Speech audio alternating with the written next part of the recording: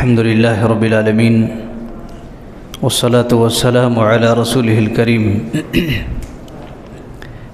أعوذ بالله من الشيطان الرجيم بسم الله الرحمن الرحيم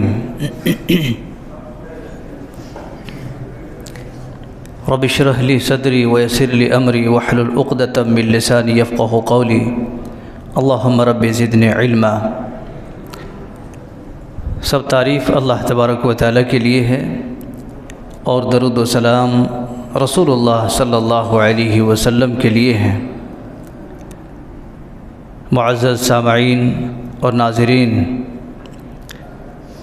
اس اللہ تبارک و تعالیٰ کی فضل اور اس کی کرم سے آج کی اس نماز تراویح کے اندر تیسرے پارے کی تلاوت ہوئی ہے۔ اللہ تبارک و تعالیٰ نے اس پارے کے اندر بڑی ہی اہم اور بنیادی پوائنٹ کی باتیں بیان کی ہیں، اور ان میں سے ایک بڑی عظیم جسے لگ بھگ سارے لوگوں کو یاد بھی ہیں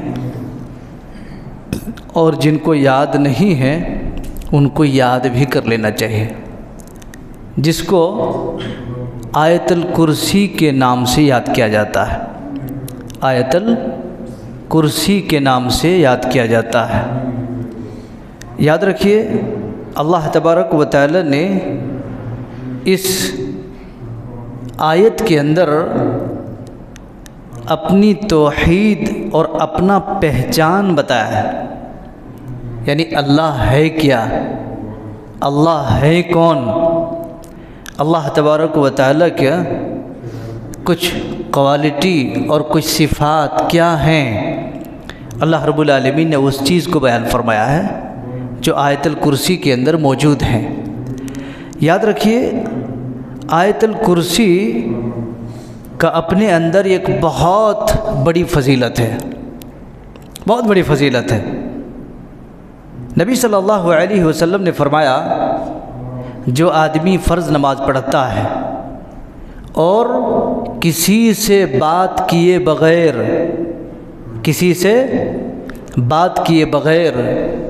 اس کو پڑھتا ہے تو یاد رکھیے گا اس کے بارے میں کہا گیا ہے اس کا مرنا دیری وہ جنت میں چلا جائے گا۔ کتنی بڑی فضیلت ہے۔ آدمی دنیا کی ساری چیزوں کو یاد کر لیتا ہے، لیکن اتنی بڑی فضیلت والی بات اکثر لوگوں کو یاد نہیں ہوتا ہے یا نہیں یاد ہے۔ اس لیے اس کی اور ایک فضیلت ہے۔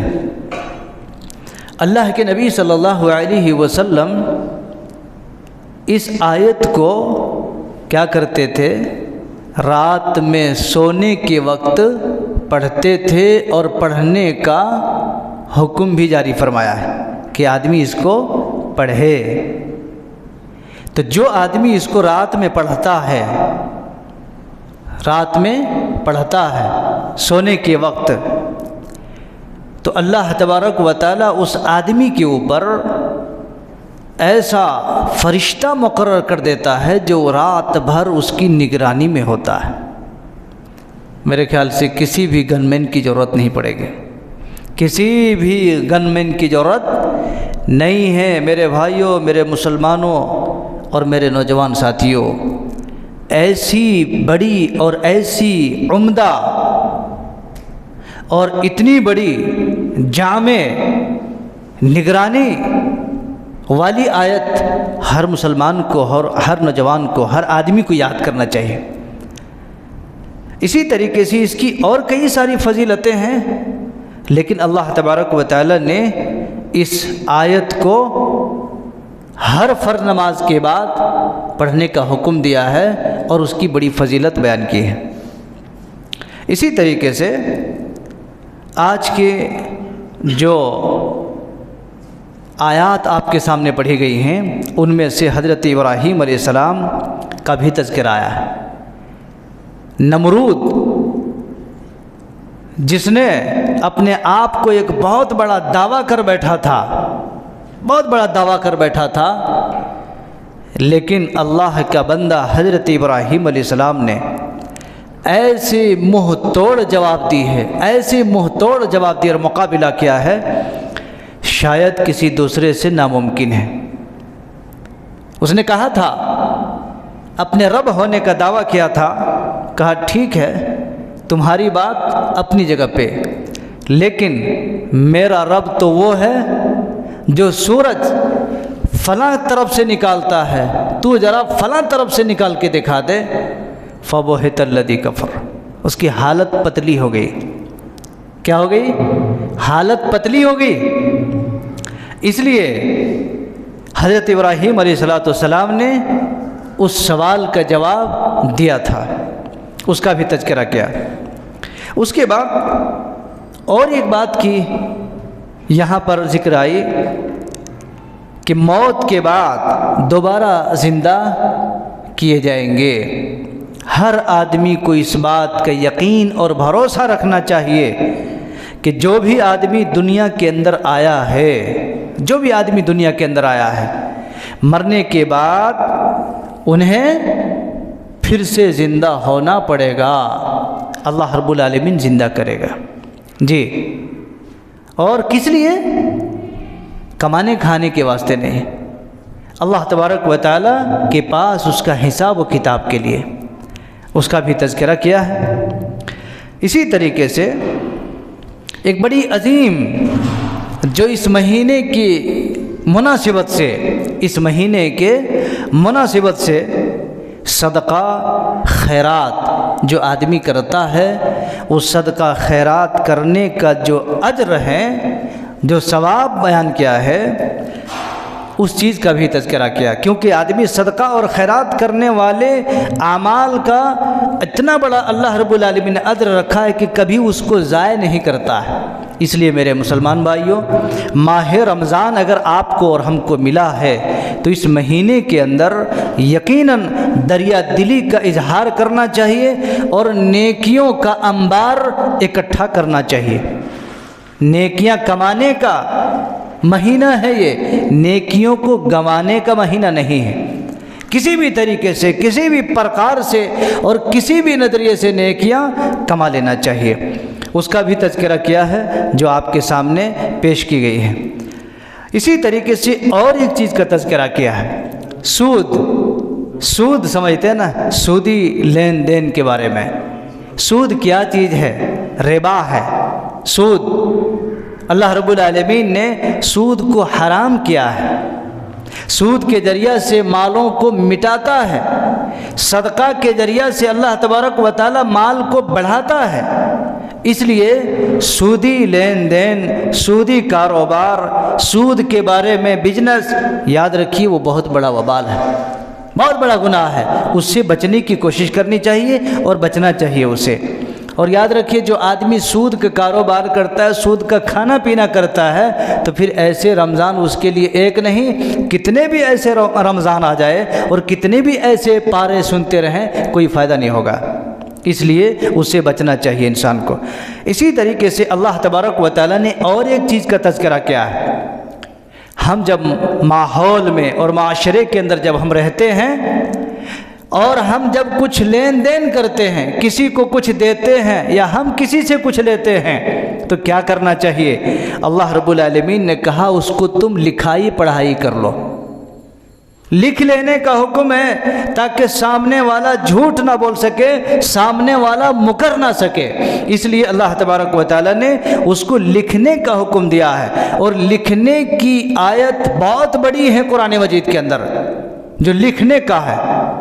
آپ کو کچھ اگر لینا ہے ہم سے، یا ہم آپ سے کچھ لیتے ہیں، لین دین کرتے ہیں، کاروبار کرتے ہیں، کچھ لینا دینا ہوتا ہے، تو اس کو لکھنا چاہیے۔ اللہ تبارک و تعالیٰ نے اس کو لکھنے کا حکم دیا ہے۔ تو پتہ چلتا ہے کہ معاشرے کے اندر، سماج کے اندر اگر کچھ لینا دینا ہے تو ہمیں کیا کرنا چاہیے؟ اس کو لکھائی پڑھائی کر لینی چاہیے۔ اور اسی طریقے سے آگے چلتے ہوئے آپ کے سامنے غزوہ بدر کا بھی تذکرہ ہوا ہے۔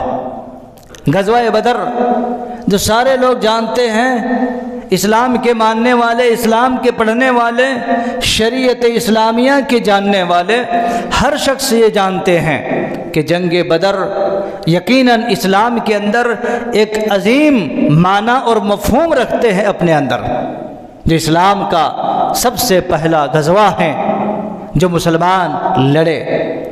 مسلمان اور کفار کے بیچ میں وہ جنگ، لڑائی جو ہوئی ہے وہ سارے لوگ جانتے ہیں، جس کا تذکرہ اللہ تبارک و تعالیٰ نے قرآن مجید کے اندر بیان فرمایا ہے۔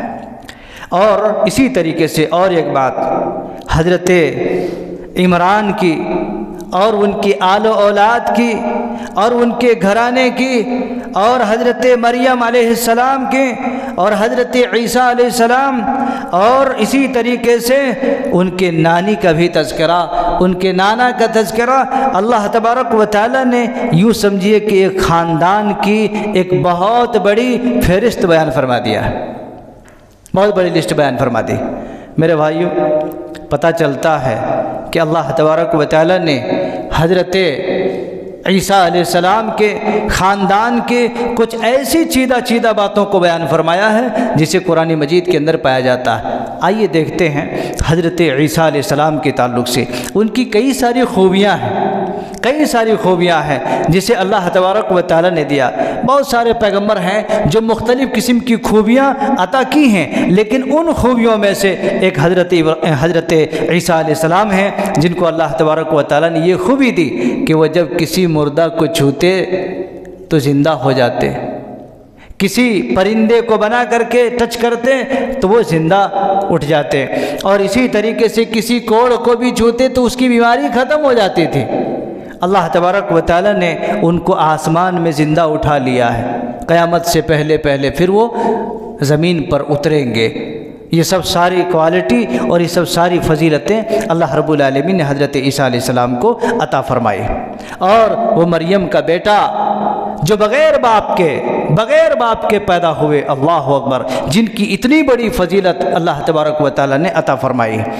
اور اسی طریقے سے اس کے اندر یہ بھی تذکرہ کیا ہے کہ حضرت زکریہ علیہ السلام اور ان کی دعا، اور اسی طریقے سے ان کی جو اللہ رب العالمین نے عطا کیا ہے ان کی دعا کی برکت، حضرت یحییٰ علیہ السلام، ان کا بھی ذکر فرمایا ہے۔ تو پتہ چلتا ہے کہ اللہ رب العالمین نے قرآن مجید کے اندر بہت ساری ایسی خوبیاں بیان کی ہیں جسے رمضان کے مہینے میں ایک پارہ، اسی طریقے سے پورے رمضان جو سنتے ہیں اس میں اگر سرسری طور پر دیکھا جائے، اس کی باریکیوں میں نہیں، اس کی تفسیر میں نہ جاتے ہوئے اگر موٹے انداز میں اگر دیکھیں تو بہت ساری ایسی چیزیں ہیں جسے انسان کو جانکاری ہوتی ہے اور علم میں یہ بات آتی ہے اور ان کو جاننا بھی چاہیے۔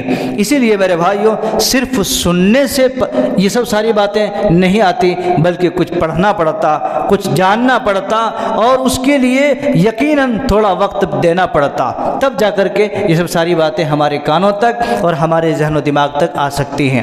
المہم کل ملا کر کے بات یہ ہے کہ اللہ تبارک و تعالیٰ نے آج کے اس تیسرے پارے میں جو ہمارے اور آپ کے بیچ میں تلاوت کی گئی ہیں، اس میں بہت ساری اہم اور چیدہ باتیں بیان کی گئی ہیں، جسے آپ کے سامنے میں نے مختصر انداز میں اور منتخب آیات کی روشنی میں آپ کے سامنے اس کا لب لباب اور اس کا نچوڑ پیش کرنے کی کوشش کی۔ اللہ تبارک و تعالیٰ سے دعا ہے کہ رب ذوالجلال والاکرام ہمیں اور آپ کو، ہم سب کو، مسلمانوں کو اور دوست احباب کو جو بھی باتیں کہی گئی ہیں، اللہ تبارک و تعالیٰ ان باتوں کی پر غور و خوض کرنے کی توفیق نصیب عطا فرما۔